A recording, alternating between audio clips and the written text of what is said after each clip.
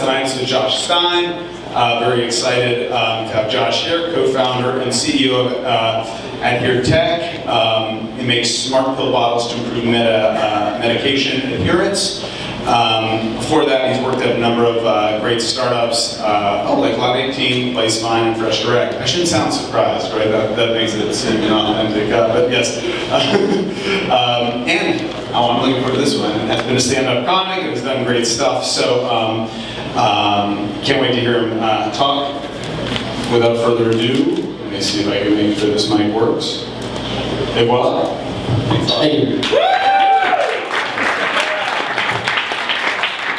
So yeah, what Chris said is totally true. It's so much more a process than a single moment. But I'll tell you guys how our solution works, and I'll tell you how we came up with the idea.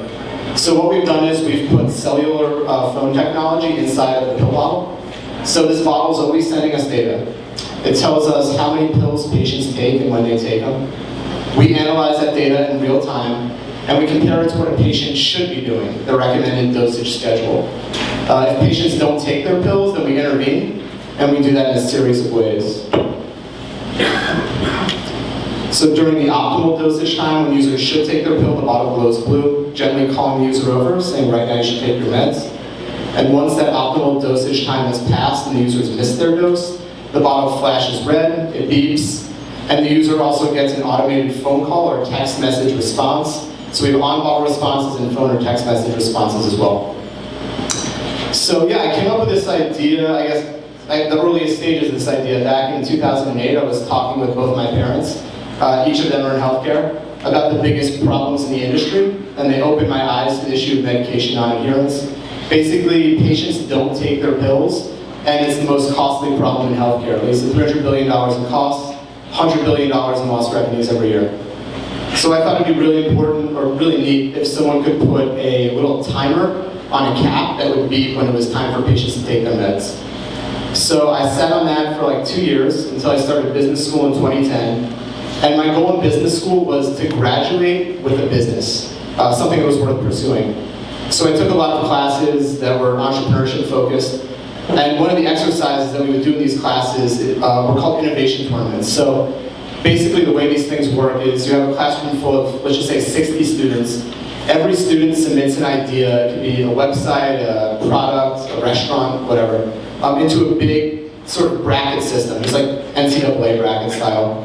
And week by week, the ideas would get voted on, and the best ideas tend to rise to the top. And the pill bottle timer cap idea did pretty well, so I said, okay, there's something to this, let me do a little research. So I did some research into the adherence industry, saw what other solutions were out there, and designed sort of a high-level concept around what I perceive to be the flaws of existing solutions, centered around those things being really hard to set up and really hard to use.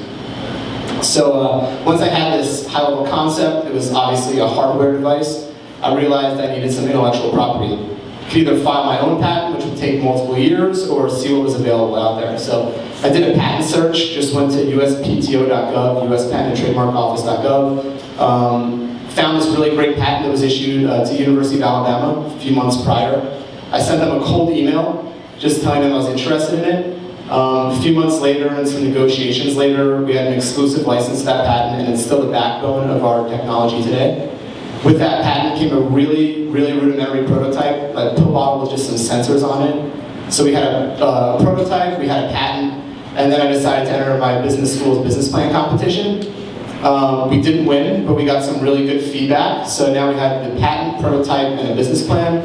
Applied to Blueprint Health, found some great co-founders, but I mean, like Chris said, it's not about one person and it's not about one moment. It's just many, many moments over and over again.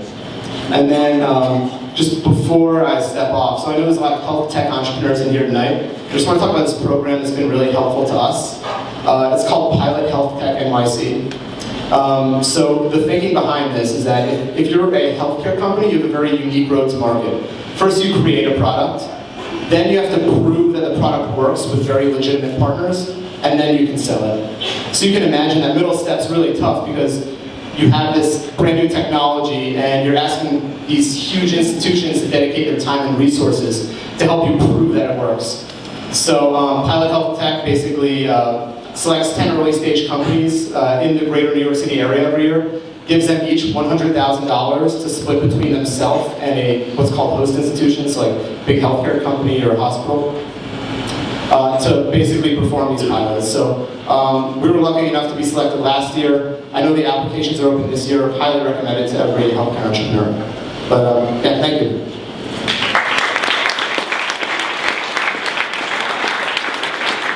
Thank you very much. So we have time for one question. Oh, right off the bat, there you go. Who is your customer? Who pays for this? How much does it cost? And how do you get your money back? Yeah, absolutely. So these bottles aren't cheap. In order to make these things really easy to use, the most easy to use solution on the market, we had to put cell phone technology in there. So they're not cheap to build. But our business model is we're going to partner, and our pilots are already emulating this. We have 2 pilots with 2 of the largest pharma companies out there. We partner with pharma to put their very expensive specialty meds, so cancer and HIV are the 2 disease states we're targeting. They distribute these meds in our bottle, and the patient gets their meds in this bottle like they would any normal bottle. It's free for the patient. But we increase adherence to a closer to optimal level because adherence is really low. So pharma sees increased sales, and these pills are often hundreds of dollars per single pill. So even slight upticks in adherence mean the pharmacy's ROI. Pricing model is pseudo-confidential. We're still sort of ironing out the details, but that's the business model. Thank you. Thanks.